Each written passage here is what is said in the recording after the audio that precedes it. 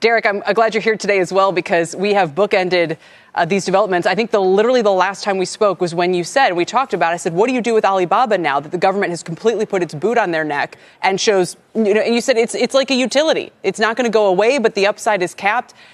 Are things fundamentally different now? Or do you think this is just a sort of a temporary breakthrough of some sunlight into, and the clouds are going to kind of quickly come back together again? Yeah, much more the latter. Look, there wasn't a single mention of reform, pro-market reform, pro-property rights, pro-competition reform in any of these steps. People aren't reacting to them that way. They're reacting to them as asset price boosts.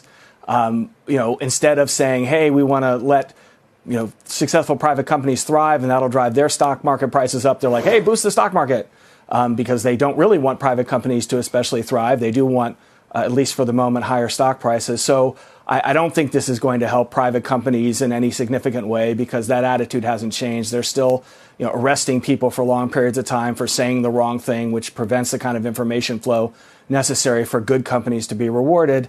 And let's remember, even on stocks, I completely agree that there's a reason to be bullish on Chinese stocks for the next 2 months or so.